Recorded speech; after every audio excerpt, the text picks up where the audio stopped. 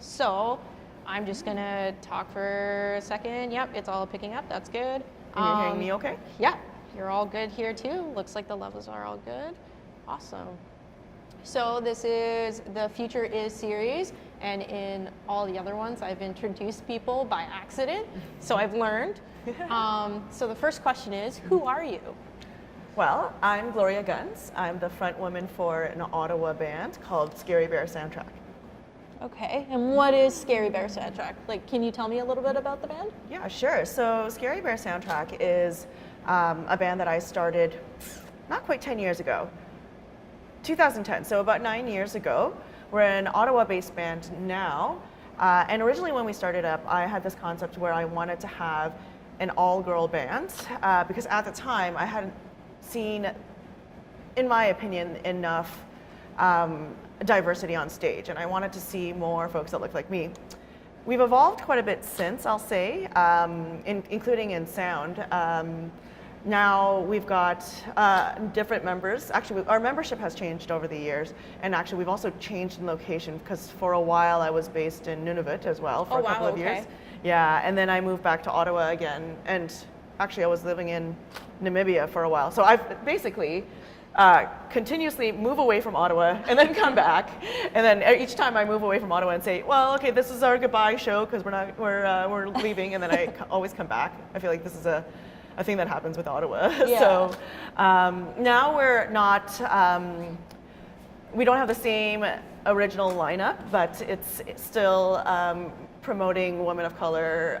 It was a little bit tough starting up because, like, you know, when you're starting a new band, you're trying a bunch of new things and learning your way around. But actually, I'd say that the Ottawa music scene itself has changed quite a bit, and I think it's become a lot more welcoming. So we've had the opportunity to play a lot of really cool shows lately. So was it last week?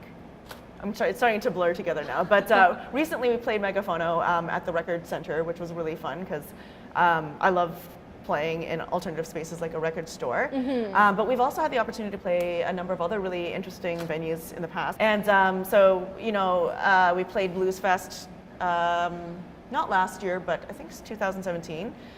We've played a couple of the other Ottawa music festivals, so that includes Juno Fest. When that was here, we played Marvist as part of City Folk. I think one of the most interesting ones was there's this film festival in Ottawa called the Mirror Mountain Film Festival. I've heard of it. Yeah. It's really, really neat because they do this one feature where they pair a local band with a filmmaker, and they commission the band to create a soundtrack with the filmmaker. So we got to actually perform a live soundtrack that we composed with the filmmaker, who, like, I don't know the specifics of how he did it because I'm not a videographer at all, but he managed to have the film be responsive to our music. Oh, that's really It was interactive. cool. Yeah, it was really neat. I'm really starting to enjoy multimedia collaborations, which is why I like music videos, because then you're bringing in a component of media that I'm not super familiar with. As you know, I'm not a photographer. I have a camera phone, but also, you know, working with filmmakers to make a music video, for example. I also did a really cool collaboration with, she's a photographer actually, Maylene, but she's also a visual artist. So we did this really cool project where she was doing live painting while I was creating loops on my synth at the same time. Wow. It was so, I like those kind of like different kind of projects where it's more than just me, you know, performing on stage, add other elements. I actually wanted to go back to something you said prior to, like where you were leaving Ottawa and you went to Nunavut, and you were going to all these different places. Do you find that, like, leaving Ottawa for a little bit and then going somewhere new has given you new experiences that you can incorporate into your music? Definitely. So on top of being a musician, and I'll be straight up honest, I don't live on my income as a musician because I think it's very hard to do that these days. Yeah, no, absolutely. So I wear a couple of other hats as well. I used to be a human rights lawyer, and that's what I was doing in Nunavut. Wow. And I used to be an international development researcher, which is why I was going to all of these places. So when I was in Namibia, I was working in human rights law there, and Nunavut, I was working as a poverty lawyer there. And I find that my experiences, not just in different places, but in these different professions, have generally been my inspiration for my music.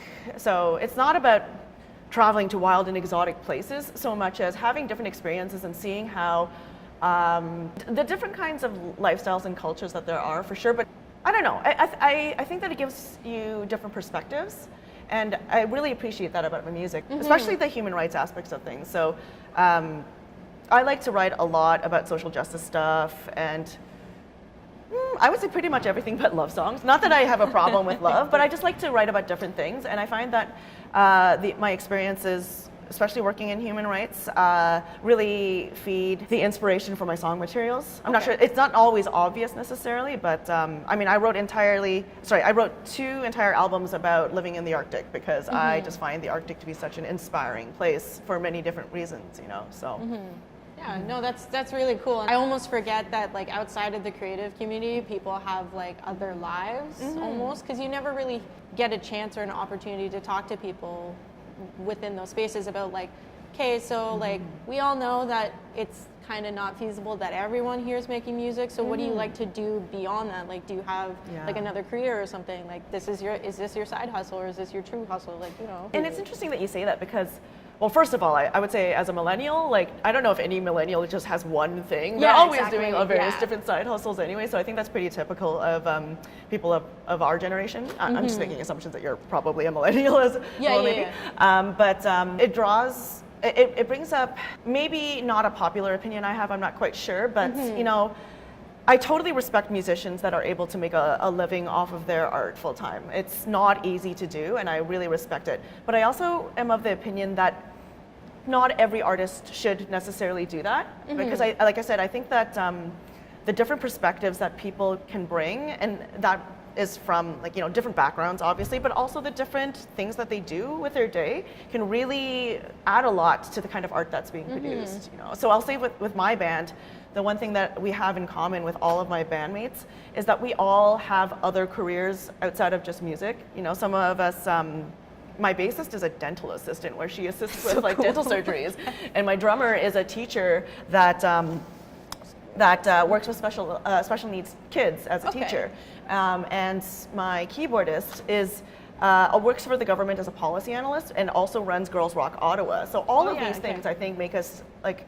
interesting people and have given us different perspectives that make it richer, you know. I mean, there's a lot behind that. I mean, I come from an immigrant background where, you know, we don't have as much of a safety net, so I didn't feel like I could take the risk of being an artist that would have limited income. Like, what if my parents get sick? Who's gonna take care of them? And, you know, that kind of stuff. So there's a certain aspect to that. Not to say, again, I totally respect artists that are able to do that full time, and I know some that are very successful at doing it, but it's not necessarily for everyone. So for example, some of the work that I do is, with my other side hustles, is I like to produce public legal education materials to let the public know about what their legal rights are. And especially in Nunavut, where the literacy rates are a little bit lower, and large blocks of text might not be the most appropriate way to convey a message. We've been producing comics, basically. So we've put out a poster, for example, that explains eviction rights, what to do if you get an eviction notice, and we put that entirely in comic form, which still has some text in it, but might be easier for an average person to digest than, say, putting out a really long report or even a pamphlet, which has a lot of text and not necessarily images. I'm just going to skip the second question because basically you talked about your field of expertise, unless you have anything else you would like to add. No, I think I talked about most of the hats. So it's like multiple hats, so we're good there. I just wanted to make sure that I wasn't glossing over anything. Question 3 is, what is your favorite thing about the creative community in Ottawa? And I mean, I know that you want to stick to your frame of reference, which is totally fine, but like, just like, what's your favorite thing from your point of view? Yeah, and I will talk mainly about the Ottawa indie music community because that's what I'm familiar with. Like, there seems to be a really cool poetry scene in Ottawa, but I'm not super knowledgeable about that necessarily. And I guess it would be just how much it's grown over the years and become a lot more inclusive. Now, I'm not saying we are there right now and that everything's perfect. There's still a lot of work that needs to be done, for sure. But like I said, it's gone a long way in 10, 15 years. And I feel like there's a lot more sincere effort on the parts of promoters and venues and other bands to make sure that that a lineup for a particular show is going to be a little bit more diverse than usual. I mean, like I said, there's still a long way to go, and I think it's important for us to call out, when there can be more diversity. But now it just seems to be much more. The Ottawa music community seems to be a lot more open about recognizing other voices that should be heard on there. I went to law school in Toronto. That was another time I left Ottawa again. So that was like maybe 12 years ago. And the Toronto music scene, which is there's many scenes there, but I was part of at least one of the Toronto indie scenes there. And even then it wasn't particularly diverse. It was actually when I moved to Ottawa and started having these conversations that I started to feel, and this is just my anecdotal evidence, that there was more openness in Ottawa to make that sincere effort for diversity and inclusivity. This is probably my favorite thing of it, favorite aspect of the Ottawa music community. So that means in terms of disability as well, trying to make sure that transphobic jerks don't get to stick around and all that sort of stuff. So I really like the efforts of the Ottawa music community to be more inclusive.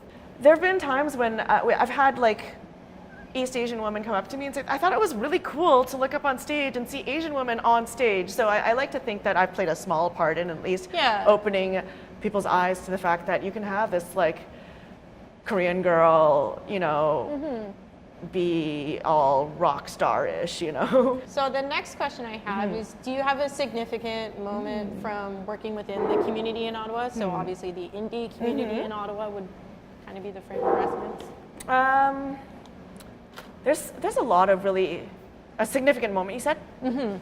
So I'm getting all my years mixed up. Last November, we played a show in Ottawa that was actually organized by Girls Rock Ottawa, and it was notable to me because we were opening for a band called Pantayo, and they are an all Filipina woman band. Okay. And it was the first time where I was playing a show that was predominantly Asian women. I'd never been in that situation before because it was my band, which is half Asian women, and Pantayo, which was all Asian women. And we had my bassist and my drummer because we need some diversity and race there, But I think that was a significant moment for me because we've been talking about diversity and belonging and the idea of what an artist looks like.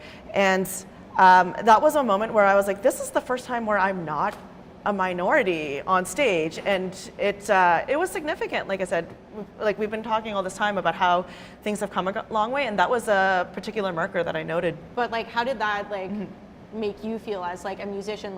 This is actually my a music space where it's not just I'm the only one. Exactly. Right? Well, I mean, it made me feel like I'm being appreciated as a musician and not just a token minority that people are putting in there, just to show that there's diversity. It just felt like we were starting to get some progress in that area.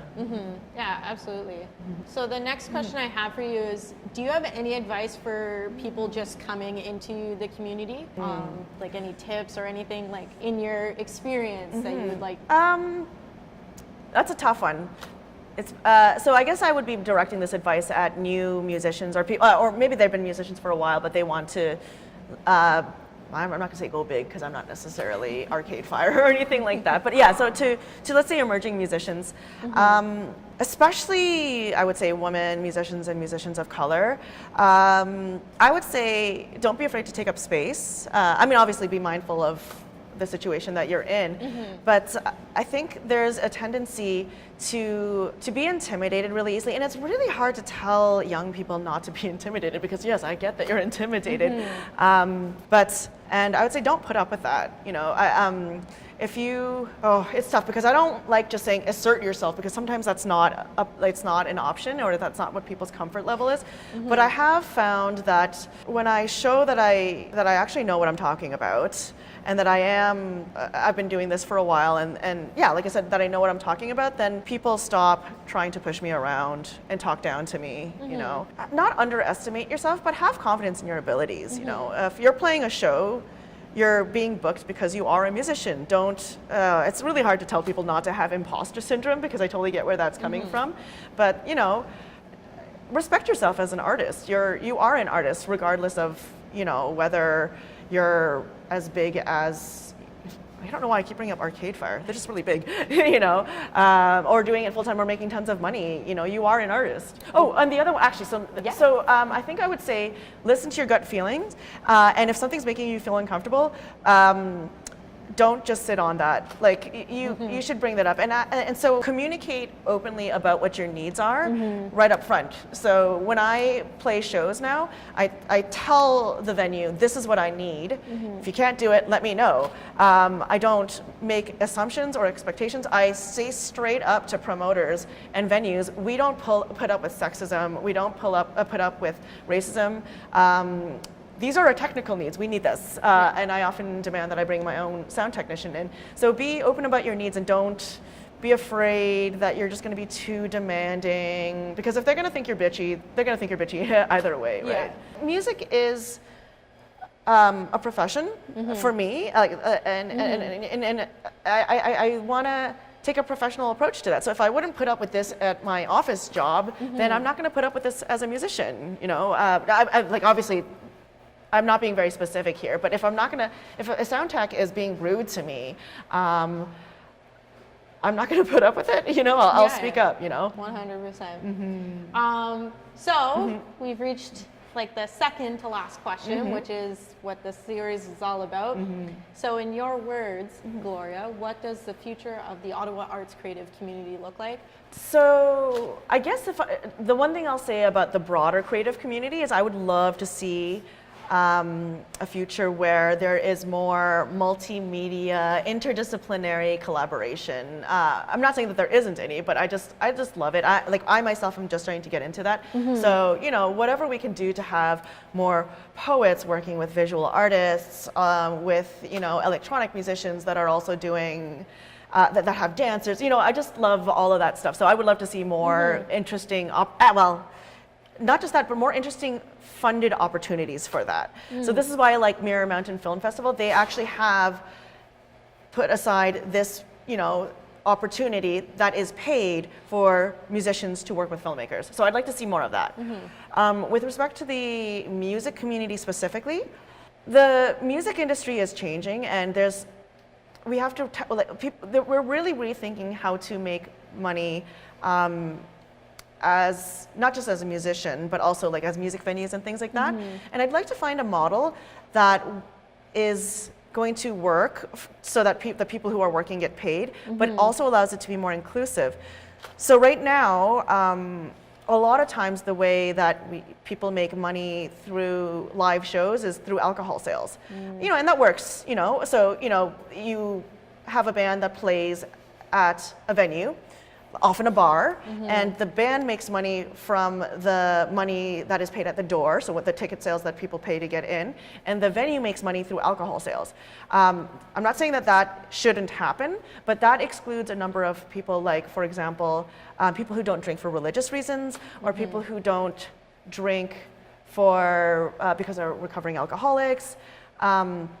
And so it would be great to find other spaces that aren't necessarily dependent on alcohol sales. But that speaks to the broader idea of how I would love for shows to be even more inclusive. So I really want to see more than just shows that are played at bars late in the evening, because so what does that mean? So I would like to see more all ages shows, for example. I'd like shows that are not necessarily late at night. We can still keep going on with the late night shows, but there's a lot of folks, including myself, that if the band is coming on at 1 a.m., I just can't stay up that late. Personally, and other people can, but we've been starting to play afternoon shows, which I really love. And that's also more accessible for people who are young parents. You know, I'd like to see more venues in Ottawa that are accessible for people with mobility restrictions, because there are some in Ottawa, but even the record center that I played at was accessible by ramp, but the bathrooms were on a different floor, right? So you can come if you're in a wheelchair, but you just can't go to the bathroom, and that's fine. Like, you know, like it's, you gotta do what you can, but I'd like to see more spaces where where more people can feel welcome going, you know. So it's thinking about things like that. Shows where you can go even if you don't have much money, you know, but somehow the artist still gets paid, you know. Yeah. So I don't know, finding a new model where it's even more inclusive but sustainable somehow. I don't know. I know this is very easy for me to say, this is the problem and you need to come up with a solution, but I think it's about, as a first step, identifying what we need to try to solve. Because like I think you do have like really important points, and like you've actually, like, this has been a very important interview about like how the Ottawa arts community really does need to collaborate more through like different avenues and stuff like that. So absolutely. So I think what you've said about the future is really important, and I hope maybe that becomes a part of it. Yeah. And finally, is there anything else you would like to share? I mean, besides social media stuff, because I'll include that. That's my job. I can share an idea I have. Sure. See, I'm a good ideas person. I'm not necessarily good with the follow through because I'm often too sleepy to carry it out. But you know, one thing I would love to do sometime is, and this sort of would fit with this idea of a different way of making money in music. I would love to do a dim sum show where you've got like dim sum being served, or some sort of like, you know, brunch type thing, and live music. You know, in Toronto they have this thing called a bluegrass brunch at the Dakota Tavern, where you've got all you can eat brunch, which I don't think anyone is going to have a problem with, and they have a live bluegrass band playing, and I loved it because I am a morning person, and I love the idea of being able to listen to live music in the morning. And so I was like, you know what would be awesome is like dim sum or some kind of, you know, live music with breakfast, you know. No, that's really cool, and I know there's going to be a couple of creatives that will be listening to this. So like, I mean, here you go. Here's a connection. Get on it. Make some brunch music happen. Exactly. So like, no, like I don't have any other questions for you. So, but thank you so much for doing this. Like, I absolutely appreciate it. Yeah, make sure to check out Gloria and her band, and I'll link everything in as well. Yeah.